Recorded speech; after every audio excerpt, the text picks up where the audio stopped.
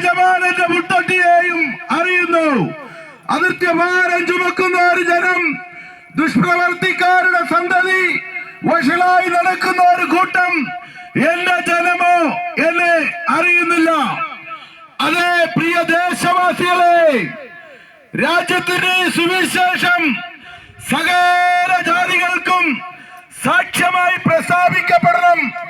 അപ്പോൾ അവസാനം വരുമെന്നാണ്.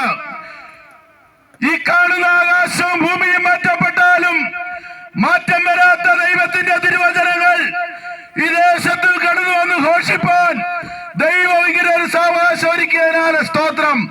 പ്രിയ ദേശവാസികളെ, കർത്താവായ യേശു ക്രിസ്തുവിന്റെ രണ്ടാം വരവ് ഏറ്റവും ആസന്നമായിരിക്കുന്ന ഒരു കാലയളവിലാകുന്നു നാം ജീവിക്കുന്നത്.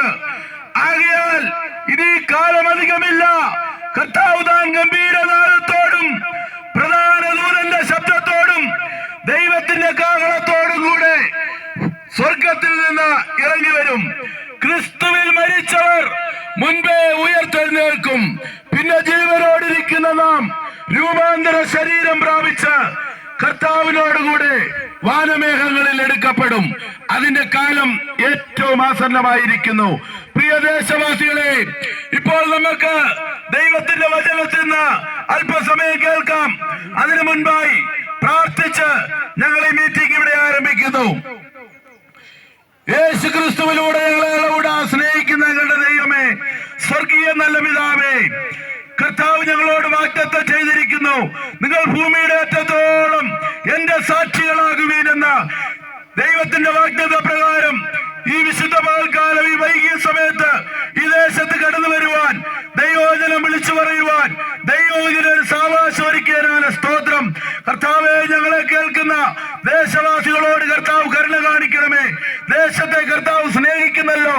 ഈ ദേശത്തോട് അറിയിക്കേണ്ട നല്ല ആലോചന അറിയിപ്പാൻ കർത്താവ് തന്റെ ഭൃത്യരെ ബലപ്പെടുത്തേണ്ടതിനായി പ്രാർത്ഥിക്കുന്നു.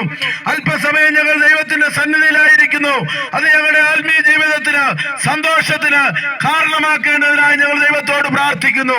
ദൈവത്തിന്റെ വചനം ഘോഷിക്കുന്ന ദാസന് ദൈവം ധാരാളം കൃപ കൊടുത്താട്ട് ദൈവനാമ എല്ലാവരും ഈ ദേശത്ത് മഹത്വമാക്കി തീർക്കേണ്ടതിനായി പ്രാർത്ഥിച്ച് കർത്താവിന്റെ കരങ്ങളിൽ തരുന്നു. യേശു ക്രിസ്തു മൂലം കേൾക്കണം ഞങ്ങളുടെ നല്ല പിതാവേ, ആമേൻ.